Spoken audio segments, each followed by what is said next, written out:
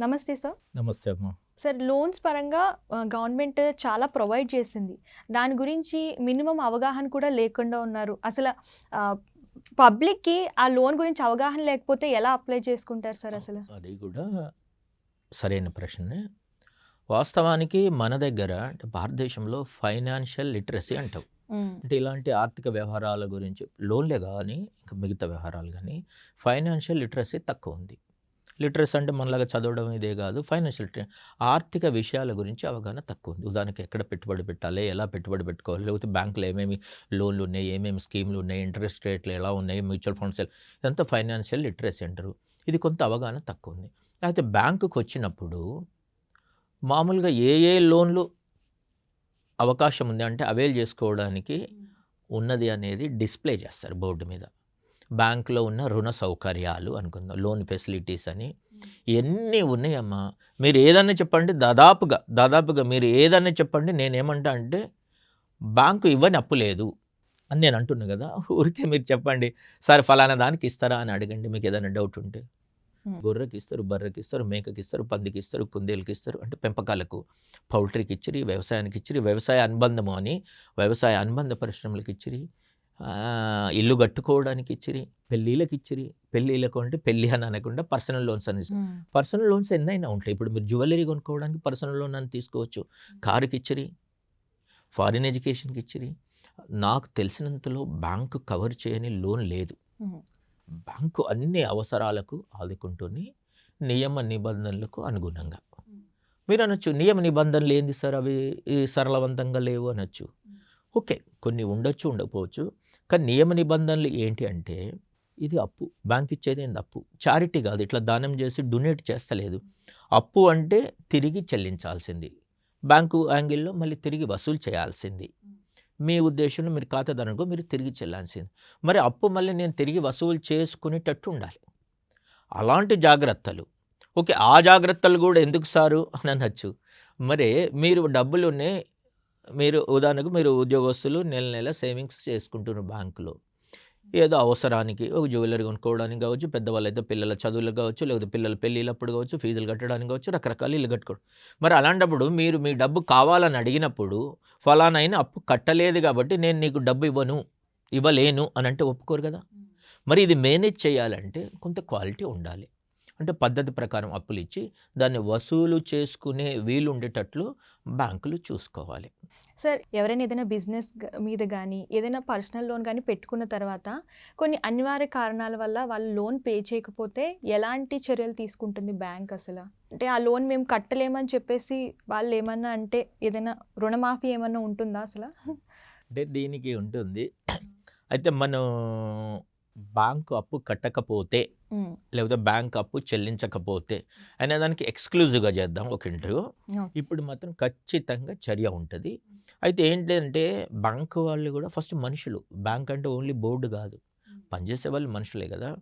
ముందు ఆ మానవ కోణం అంటారు చూడు, ఆ హ్యుమానిటీ అనే యాంగిల్ ఉండాలి. ఎవరికి ఏ ఉద్యోగం ఉన్నా, ఏ హోదాలో ఉన్నా. మీరు అప్పు కడతలేరు, అసలు ఎందుకు కడతలేరు, ఫస్ట్ పాయింట్ ఆలోచించాలి. కట్టడానికి వీలుండి కడతలేరా అంటే పర్పస్ఫుల్గా, ఇంటెన్షనల్గా డిఫాల్ట్ అంటారు. కావాలని ఉద్దేశపూర్వకమైన ఎగవేత అంటారు. అలా కడతలేరా, మీకు ఆదాయం సరిపోతలేదా. నేనేమంటా అంటే ఓకే, ఇది కొంతమందికి నచ్చవచ్చు, నచ్చవచ్చు. నేను బ్యాంక్ అధికారిక కూడా నేను పనిచేసినప్పుడు కూడా ఫస్ట్ మీకు చెల్లించే శక్తి ఉందా లేదని అది ఆలోచించేవాడిని. నిజంగా మీకు తినడానికే సరిగా లేకపోతే చాలా బీద కుటుంబాలు, ఇంకా అప్పు నాకు ఎలా చెల్లిస్తాడు, అవునా. దానికి మనం టైం ఇవ్వాలి. ఇంకా అయితే మనం సెక్యూరిటీ అంటాం కదా, అంటే మార్టిగేజ్ చేసుకున్నాం. ఈ చిన్న చిన్న అప్పులకు మార్టిగేజ్లు ఉండవు. అయితే వాటికి కూడా అప్పుల మాఫీ అనేది ఒకటి ఉంటుంది. అప్పుల మాఫీ ఎప్పుడు చేస్తాం, మీరు ఈరోజు కాదు భవిష్యత్తులో కూడా చెల్లించే పరిస్థితి లేదు, మీరు ఏదో రకంగా నష్టపోయినరు, మనం ఫైనాన్స్ చేసిన ఆస్తి లేదు, అది కూడా నష్టపోయింది అన్నప్పుడు దానికి కొన్ని ఉంటాయి. ఇది వాస్తవానికి ఏమంటా అంటే ఈ మాఫీ అనే దాన్ని ఎక్కువ పబ్లిసిటీ ఇవ్వకపోతే కరెక్ట్. మళ్ళీ చెప్తున్నా, మనం ఏ ప్రభుత్వానికి వ్యతిరేకంగా మాట్లాడడం లేదు. ప్రభుత్వాలు కూడా అప్పుల మాఫీ అనే దాన్ని పెట్టుకోకపోతే, వాళ్ళ ప్రణాళికల్లో వాళ్ళ ఎజెండాలో పెట్టుకోకపోతే సరి అయినదని నేను భావిస్తున్నా. ఎందుకంటే ఇప్పుడు నేను అడుగుతా మీకు, అప్పుల మాఫీ ఎందుకు చేయాలి? ఉదాహరణకు వ్యవసాయ రుణాలు, మామూలుగా వ్యవసాయ రుణాలు చేస్తున్నారు, మిగతా అప్పులు బ్యాంకు అది గవర్నమెంట్ కూడా ఏ పార్టీలు కూడా ప్రామిసెస్ చేయడం లేదు, వాగ్దానాలు చేయడం లేదు. వ్యవసాయ రుణాలు మాఫీ అంటున్నారు. వ్యవసాయ రుణం ఎందుకు మాఫీ చేయాలి అంటే ఇది నేను రైతుకు నెగటివ్ మాట్లాడ, రైతుకు అవసరం ఉంది, రైతుకు సహాయం అందాలి, దాన్ని సిన్సియర్గా చేయాలంట నేను. మీరేమంటుండ్రు అంటే మాఫీ చేస్తే అంతా చేస్తారు అన్నట్టు ఫీల్ అవుతున్నా.